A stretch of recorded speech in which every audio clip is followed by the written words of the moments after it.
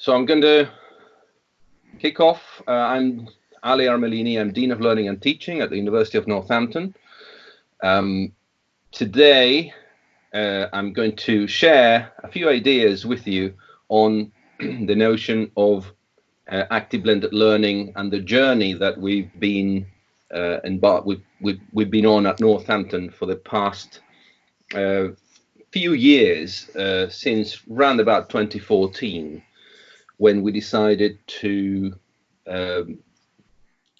shift wholesale and do a redesign exercise across the board to what we refer to as active blended learning, which involves all programs and modules across all our provision.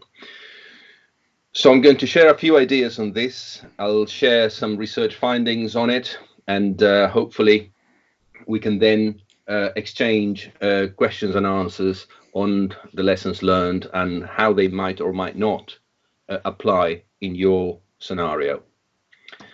Let's see if this works.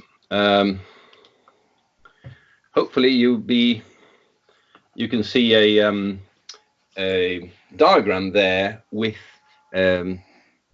tactics, strategy, and vision. Well, very much today's presentation revolves around the strategy area of this.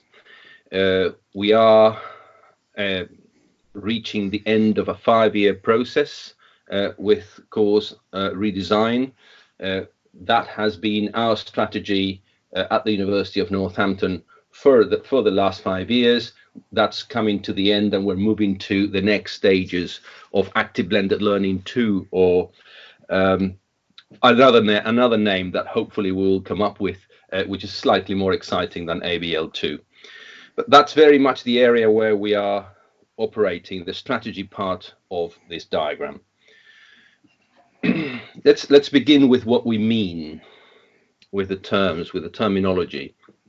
What does active blended learning mean? And a good starting point is to go back a number of years, to go back to this definition. Active learning involves students in doing things and thinking about what they do. And although, yes, as you can see from the reference there, it's quite old already, it is very much a main principle that we still use in our activities and in what we define as active blended learning, as you'll see in a moment.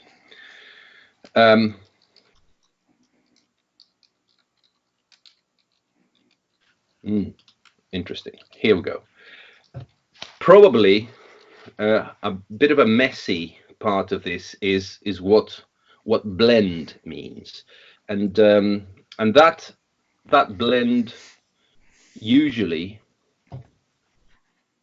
when I ask a group of people about what they mean by the blend, they often tell me that it's some sort of combination or continuum between face-to-face at one extreme and online on the other.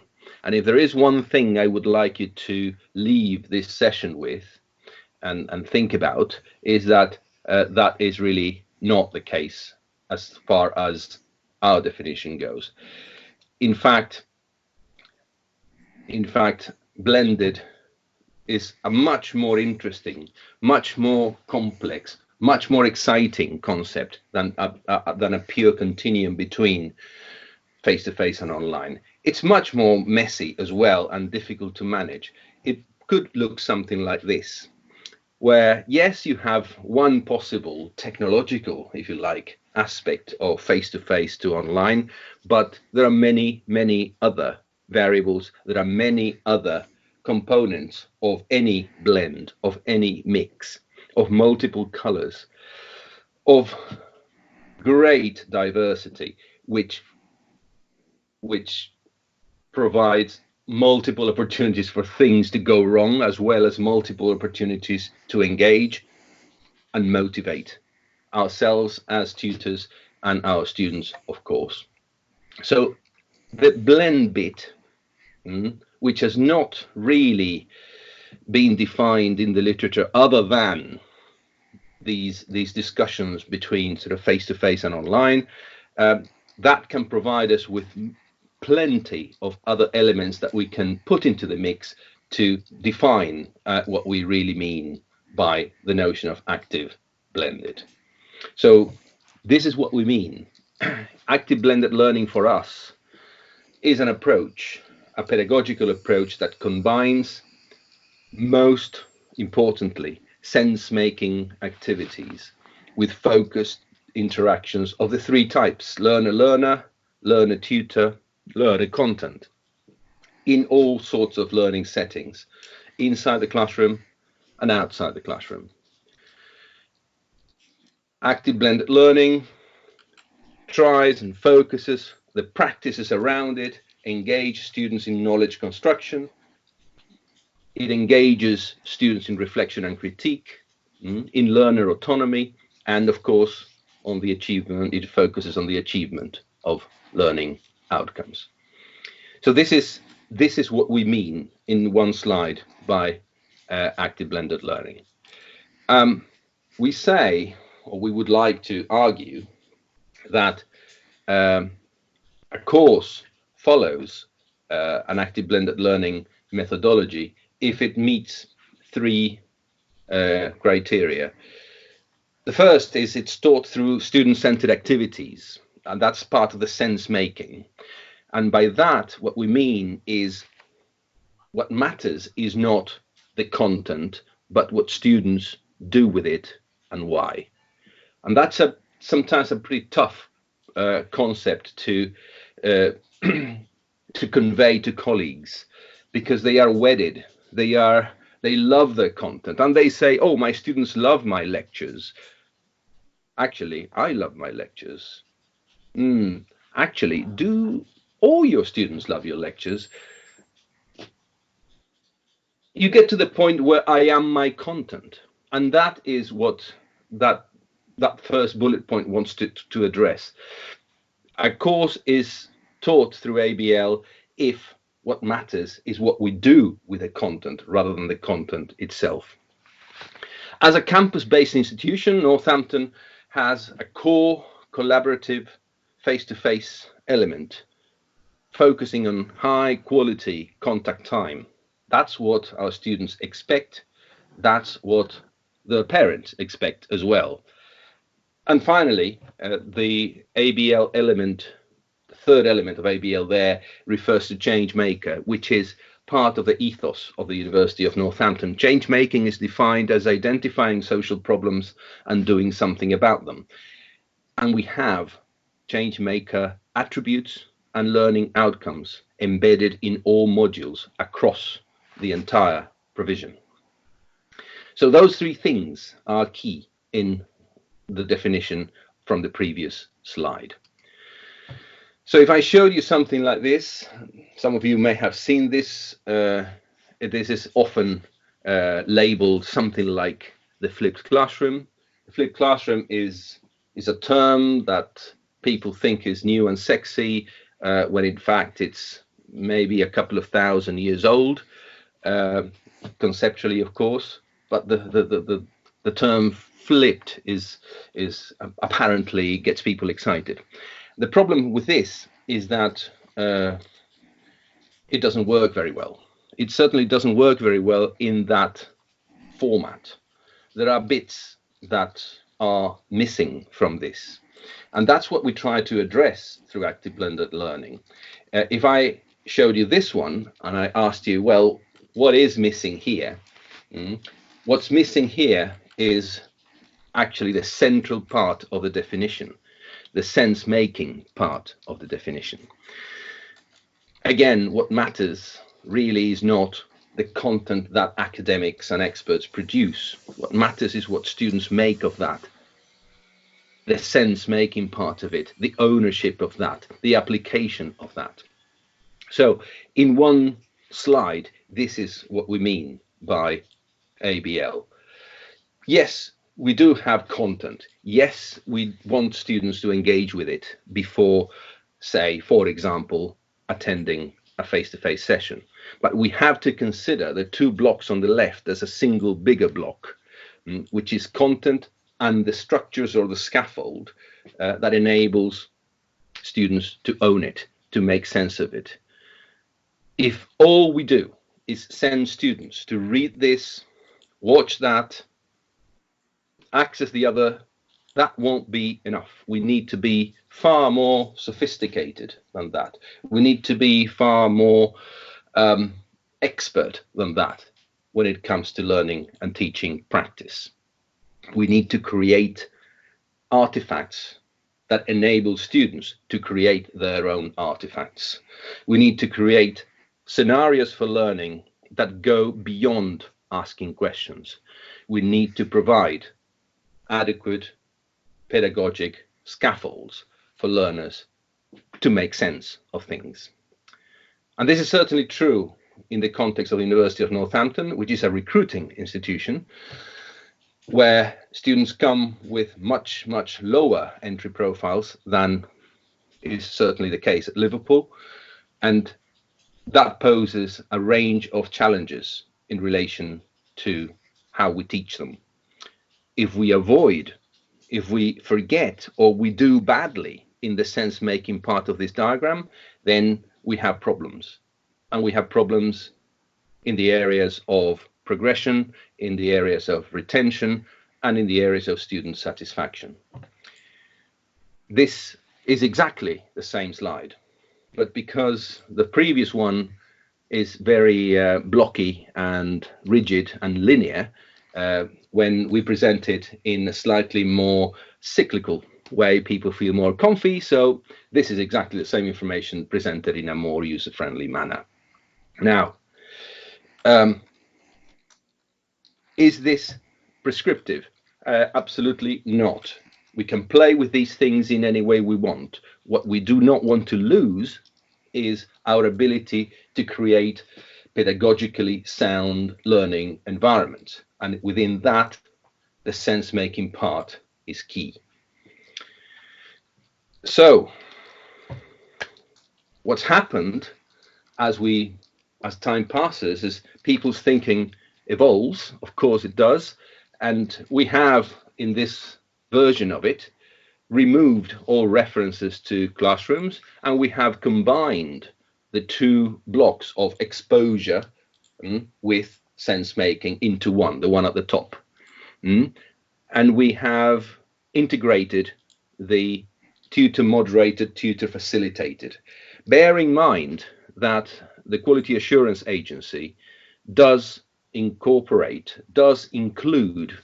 online contact time as one of the elements of contact time, provided that the tutor is visible and the tutor is central to the activities that occur.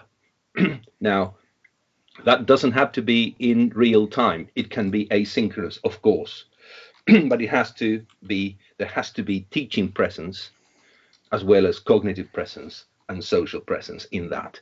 Now, that's why we combine the two first blocks into the top one here. It is in fact a very similar or the same concept. We also argue that a course is not delivered, is not taught. I'm very careful about the use of deliver, because deliver suggests exactly what it says on the tin. So I'm far more flexible with the word teach. Teach does not mean deliver. A course is not taught in ABL if it makes regular use of non-interactive lectures. And I have to specify what I mean by that. Any good blend will have elements from multiple sources. Teacher-centeredness will be part of that mix. There's nothing here that's banning lectures.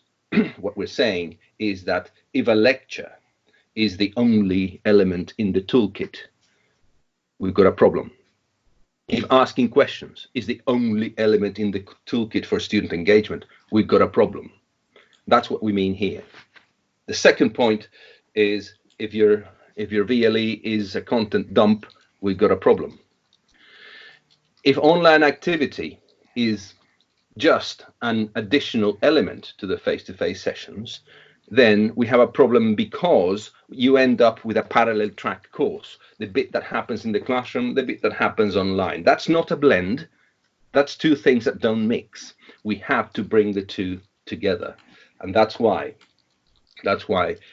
online activity feeds from what happened in the classroom and vice versa into a single blend. And of course, there has to be evidence of systematic enhancement. Otherwise, again, we got problems. So those are some of the key words that we use, that we refer to in active blended learning. Low cost, high value, student experience.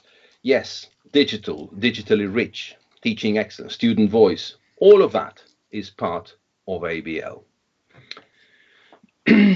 Some key words, colleagues, for consideration here. ABL is primarily a mode of teaching that happens on a campus. So face-to-face is a central part of ABL, as the definition suggests. Contact time, small group teaching. You may have heard about Northampton's new campus. Well, that's a picture of it, from one building to from the learning hub to the creative hub, and that campus across all its three main buildings. That campus has no lecture theatres, and the average class size on site is between 30 and 40. So small group teaching, repeat teaching, is part of the way that we decided to go with ABL. We do not want to encourage the use of stand up and spout, which is pretty much what I'm doing with you at the moment. We want to encourage the use of small group teaching. Yes, it has a cost, and we can discuss that at length later, but that was a deliberate attempt to move away from the delivery mode. Active and sense making we've discussed, blended we've discussed, super supportive, as our Vice Chancellor likes to put it, collaborative, digitally rich, smart campus, hopefully perhaps in the future intelligent campus, and a focus on employability for all our students.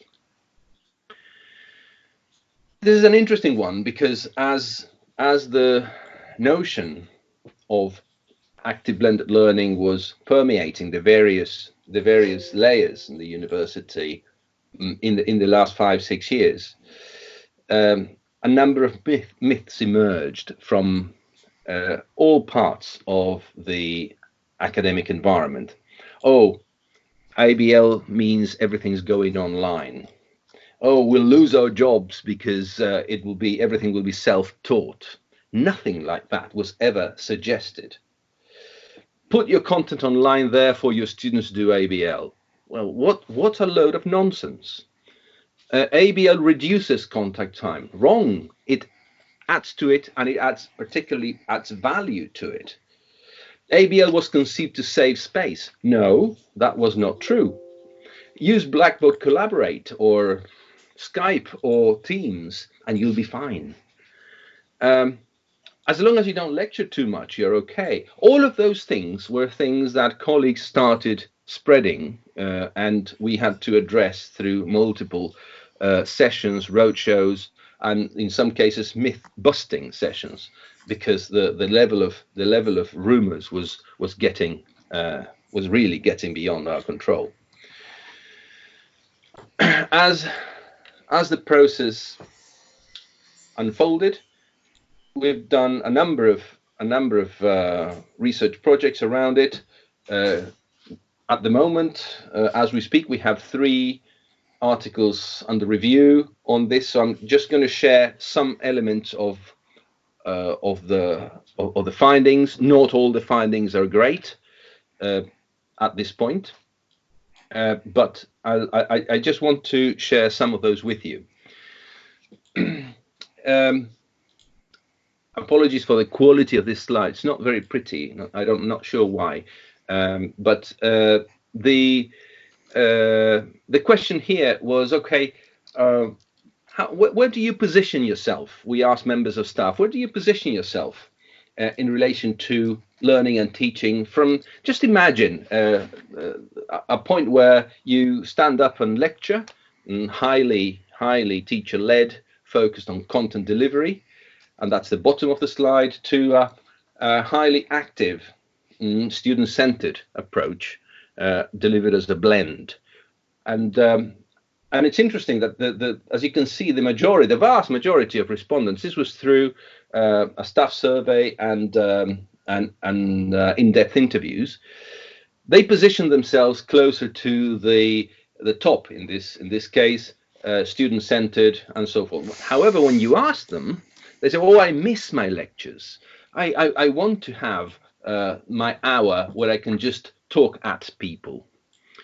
So yes, they position themselves in this way, and yet they have some sort of attachment to delivering stuff. We thought that was interesting, and we asked a few other things. How easy was it to incorporate the definition, the principles, the examples, the case studies of ABL within your subject area? And it was good to hear that for most of them it was easy or extremely easy. Now, for many of our colleagues, particularly in the School of Education at the time, now the Faculty of Health Education and Society, it was easy for them because that's something that, in their view, they were already doing. And that's great. That's great. We very often get hung up on things like, am I doing ABL right? Well, actually, ABL is another word for excellent teaching.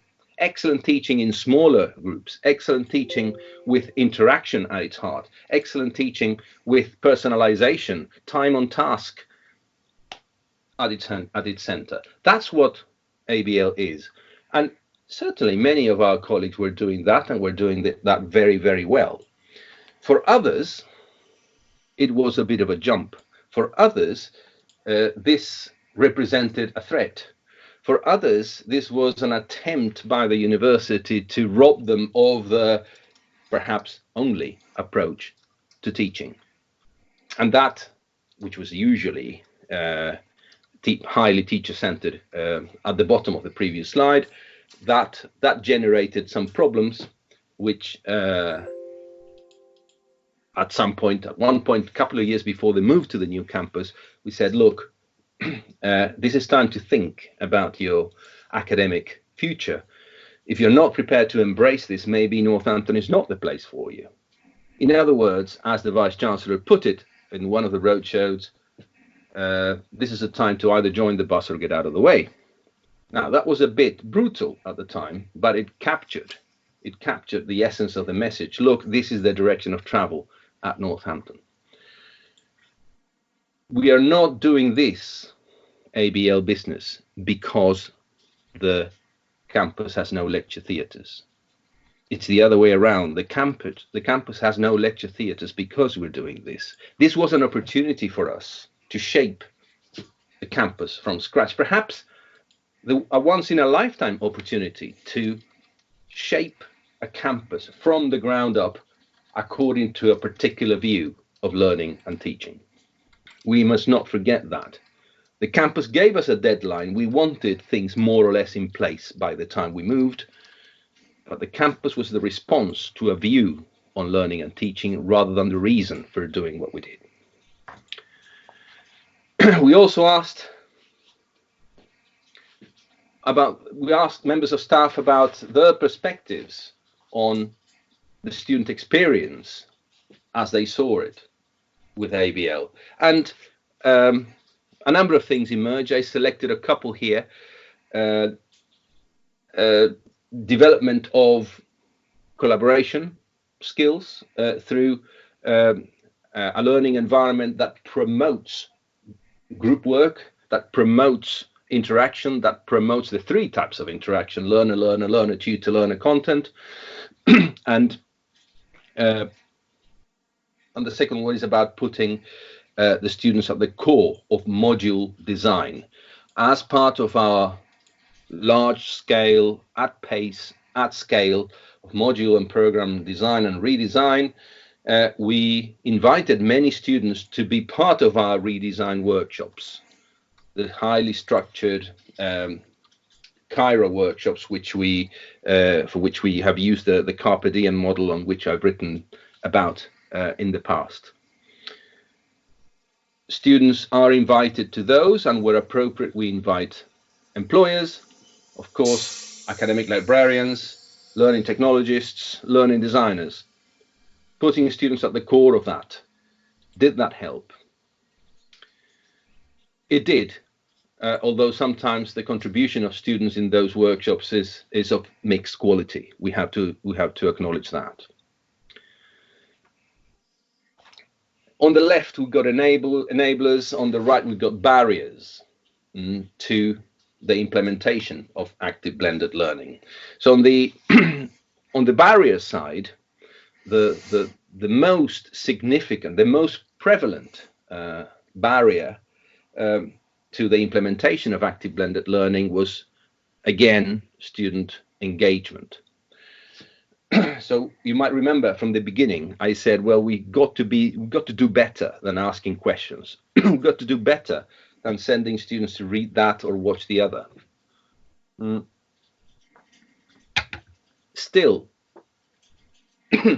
with the creation of highly exciting activities for use in and outside the classroom, apologies, we have had problems with student engagement, particularly students with weaker academic backgrounds. And I'm particularly talking about students who were either from a BTEC background or expecting a kind of experience in higher education that did not involve that level of work. ABL means harder work. It means doing things. It means thinking about what you're doing. It means communicating that to others. They were not expecting that, and many of them are still not confident or comfortable with this. Inconsistency in teaching practices, that's an interesting one, because what we established is that course teams, academic course teams, tend to have applied, adapted, adopted all three of those in different ways, which means that students see very different approaches within the same module or even in the same subject area. Now, I believe that's actually makes it quite rich and quite good. But staff complain very often, well, I'm doing ABL in the way that I think is right, but I can see my colleague is not. My colleague continues to be doing a lot of teacher-centered stuff. The students are getting an inconsistent experience, and I think that is a problem. That's what the research data suggests. Students' background and future goals. They link. This is, remember, this is data coming from members of staff. In their view,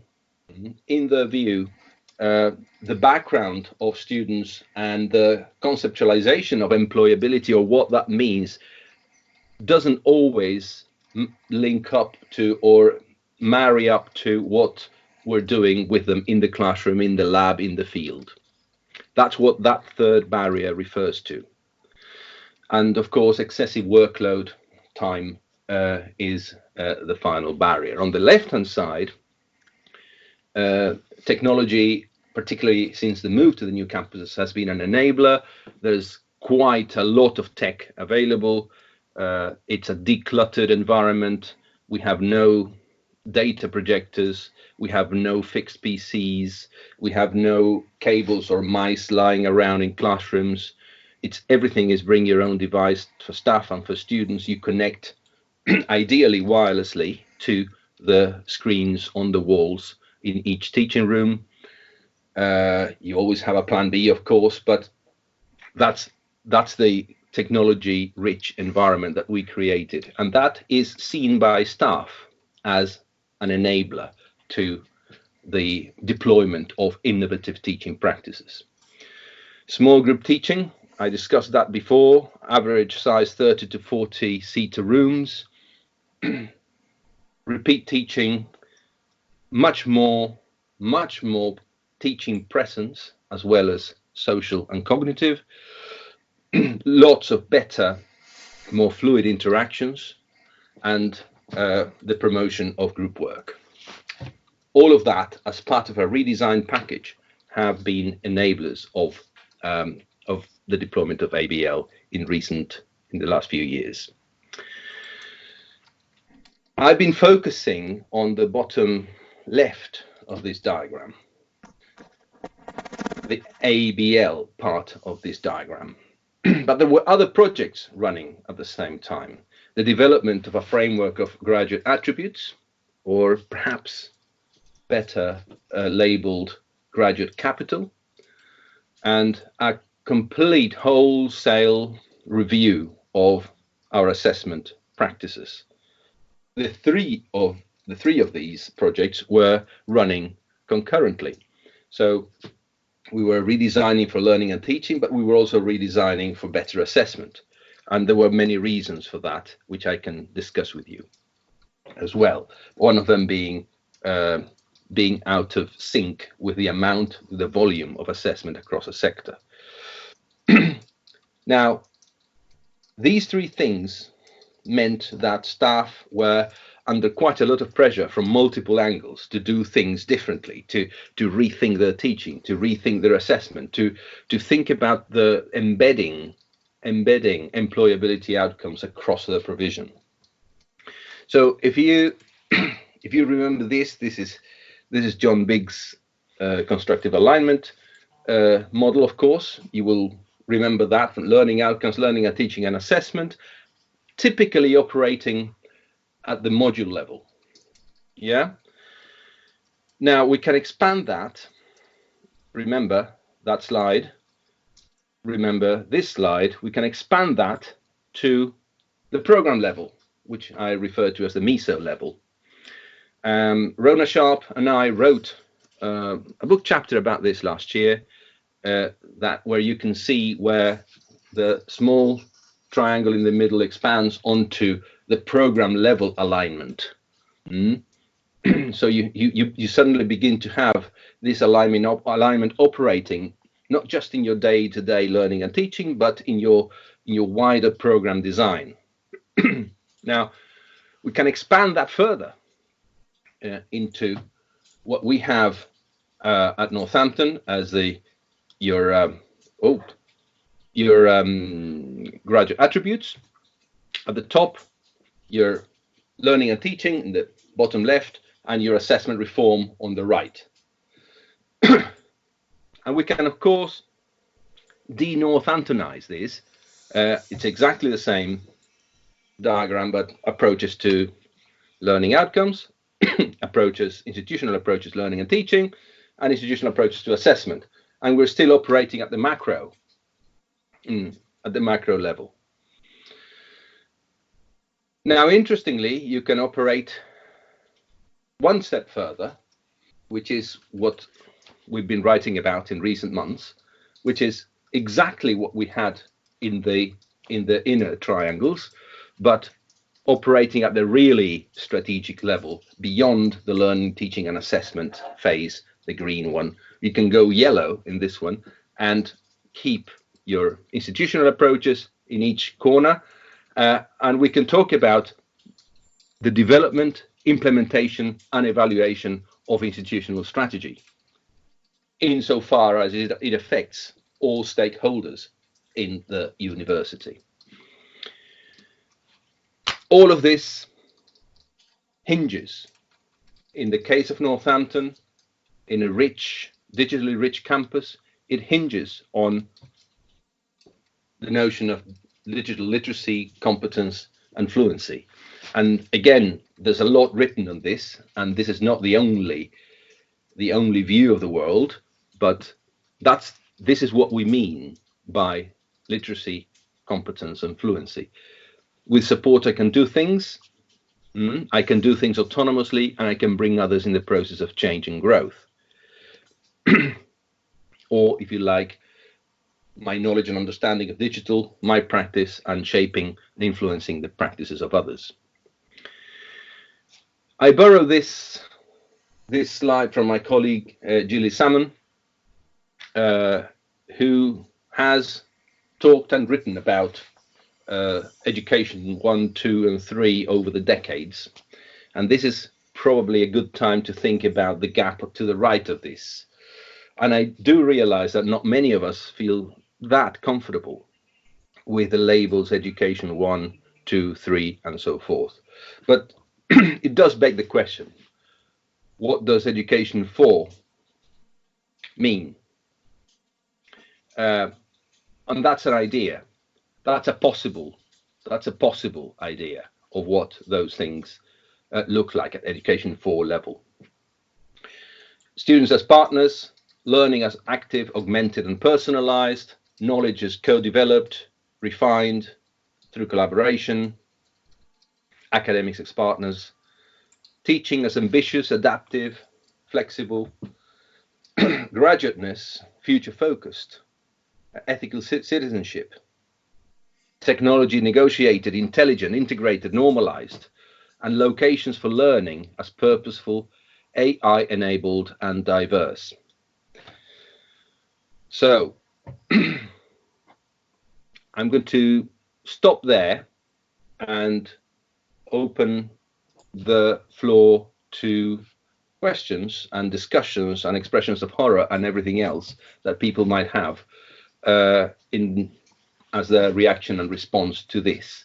So can I just ask one of the Liverpool colleagues to take control of the floor and moderate the questions so that we can have a flow of discussion in the last 15 minutes of the time we've got.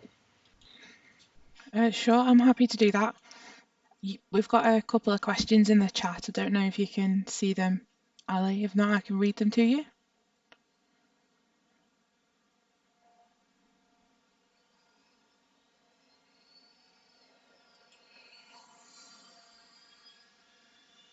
Yes, I can see that. That's fine. Right. Simon asked, how challenging was it for staff to give up lectures? It depends. We had various reactions to that. The it depends answer doesn't necessarily go down subject or discipline lines. We have had in the same discipline, to give you an example, law, both extremes. We've had the really highly innovative, super enthusiastic people who wanted to try everything, and they did, and the practice changed as a result, and that has been fantastic till today. It's been great. And we had the other extreme where people really did not know much about teaching other than standing up and lecturing at students. For all studio-based, lab-based subjects, these changes were not a major hurdle. It wasn't difficult. They were already doing this. For trained teachers who are training other teachers, this was not difficult. They were not in any. They didn't have any problems because in their view they were already doing it, and rightly so. And we have had everything in between, and that's where the staff development program that we have has been really a powerful tool to get this going. So very hard to say how challenging on a scale of 1 to 10, because it really varied across the board within disciplines, even to the granularity of within course teams. We also have a question about are we heading towards education 4 more quickly as a result of remote teaching and things? I'm not sure about that, because if that was the case, then certain institutions would already be somewhere like Education 8 or 10, and they are not, clearly. So I'm not sure that this business of education for and industry for is the result really of remote teaching. I don't think the two are related in that way. Question by Kate is there any effect on graduate attainment and or the attainment awarding gap? Okay, the answer to that is it is being researched at the moment. We do not have any evidence to this date that we have narrowed the attainment or awarding gap. We have no evidence to this date that we have increased it either. We have evidence that we have not broken the system with this. We have evidence that that the assessment results, student outcomes, have in most cases only just marginally improved, but only marginally, and that is not significant enough for me to put it to you, oh, we've made this great improvement. We haven't made this great improvement just yet. I should also say that we took a bit of a punishment in last year's NSS, particularly because of the disruption that the move to a new campus caused to students, especially those in the third year.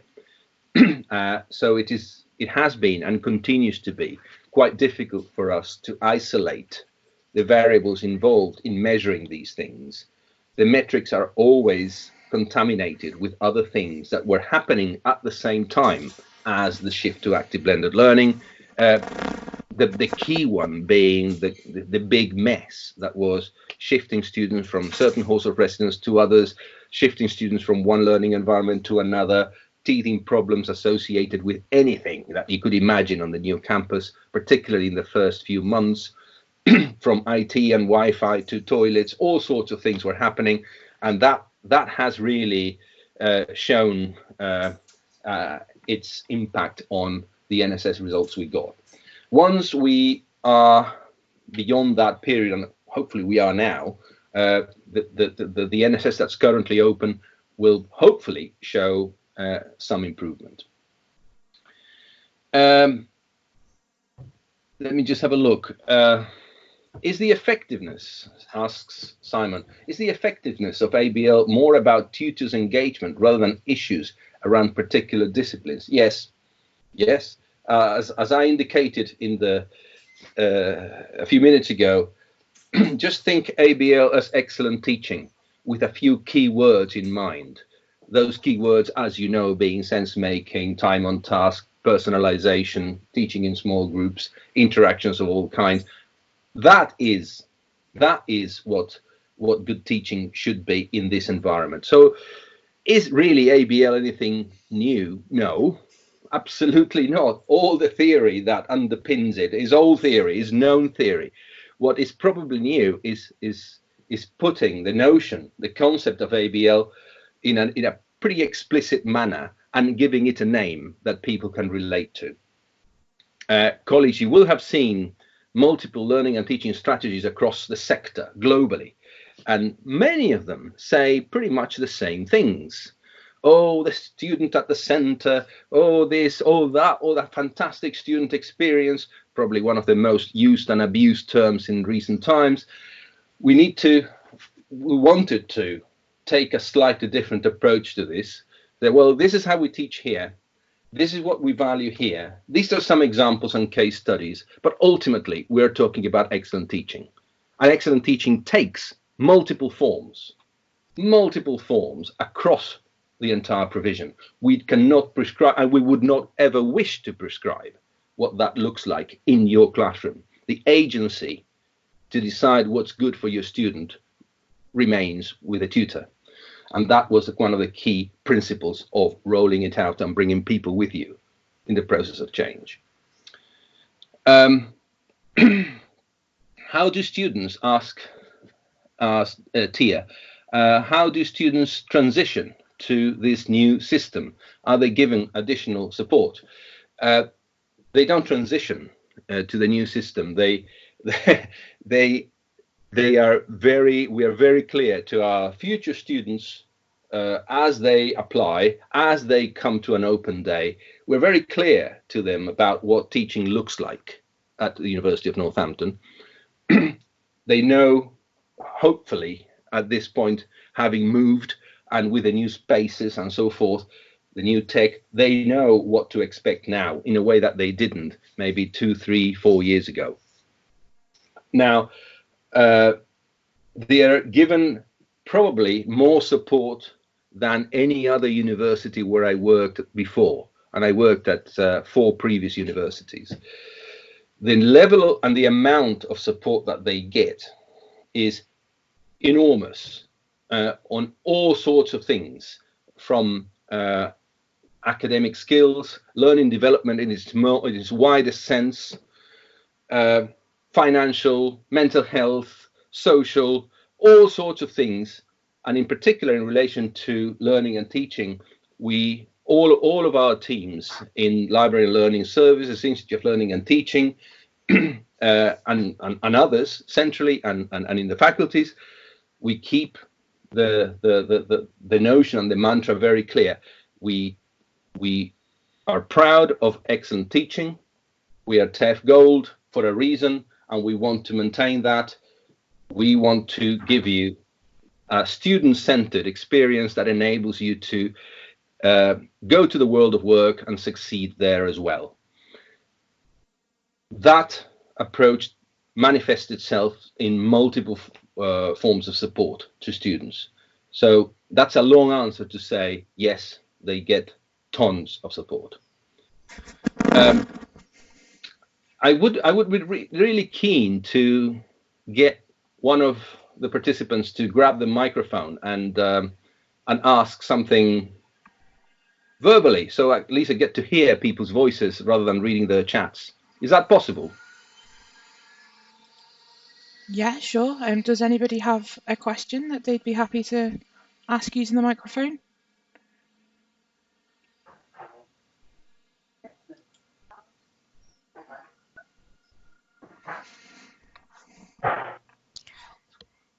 Remember to unmute the mic before you speak. Sorry. Shall I ask another question regarding students? Do you have many international students coming as well? Yes, lots and lots of them. And how do they perceive this? Are they okay? Or I'm thinking about like maybe Chinese student or Middle Eastern student being so used to behavior system, educational system. How do they perceive this? Is it like a massive culture shock, or it's just fine? Right. No, we did not perceive that as a culture shock. They did not express that in the data as a culture shock. What we do is observe their behavior and their satisfaction and how they communicate with each other and with others about the way that we teach at Northampton. I think it's fair to say that many students in that group, for example, Chinese students, tend to congregate and form study groups with each other, and any group activities in the classroom, unless forced otherwise by the tutor, they tend to gravitate towards each other. I have to also add that a lot of the shift away from the 1 hour lecture for delivery has actually helped students whose mother tongue is not English, including Chinese students, who have had opportunities to use their own language skills in ways that they wouldn't have had before. They have to not just read and watch, they have to interact, comment verbally and in writing, put those comments through the filters of others, provide feedback on the work of others, things that are pretty obvious in learning and teaching practice, but not that obvious and not that prevalent when the lecture continues to be the primary mode of teaching. So Chinese students have benefited from this.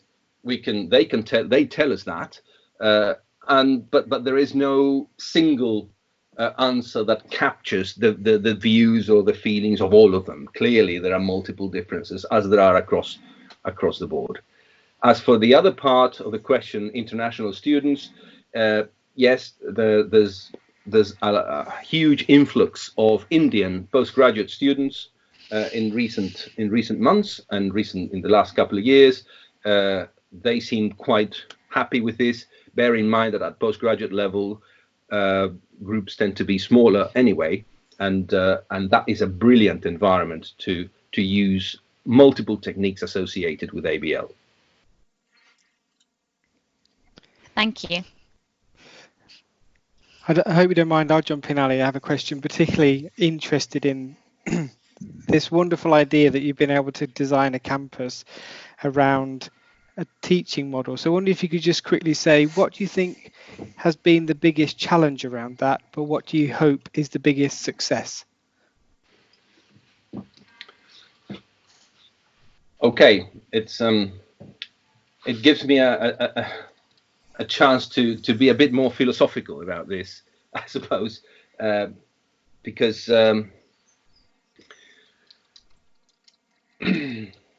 I think we need to be realistic about the source of the challenge and how it expressed itself. The challenge was people, moving people well away from their comfort zone. And by that, I mean anything as trivial and practical as their office. In the old campus, they had an office, sometimes an individual office, sometimes an office shared with one other, occasionally with more than one other. When we talked about a new campus, the immediate initial excitement faded away when it was clear that the new campus would have no individual offices.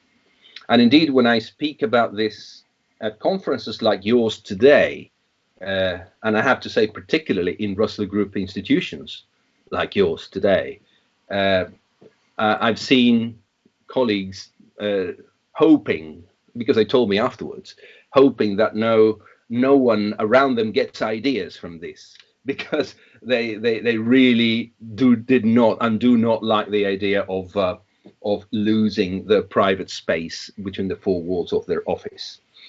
That was a major challenge. The challenge to shift a teaching environment from a campus that had several lecture theatres, 200 seaters, to a campus that doesn't, had another people challenge. And the people challenge was, well, then my working day will look different, because I will have to teach more hours, because I have to repeat teach. That was another major challenge. The second part of the question had to do with what I think the success will be, or what I think the future holds in terms of the positive story out of this. Well, if we step away slightly from the crude metrics of the TEF, and we look at teaching excellence as real teaching excellence, as what makes the job of a tutor enjoyable, what makes the job of a tutor rewarding, what makes a tutor get up in the morning and say, I am going to teach these guys, these students, and I'm going to have a great time with them. If doing great things with students is what teaching excellence is about, then having shifted our teaching practice towards ABL, having built a campus to reflect that vision, that should result in fantastic teaching for the future. That should result in the professionalization of our profession, of our area of activity in learning and teaching in higher education, and that should result in fantastic experiences for staff and for students. And that is the gamble. That is what I would like to see in a few years down the line. I think that's absolutely fantastic, and I think there's a lot of eyes looking at this and just keeping an eye on what's going on. So somebody has to be first, and we're grateful that it's you. So thank you very much. Thank you, Simon. It is 3:03.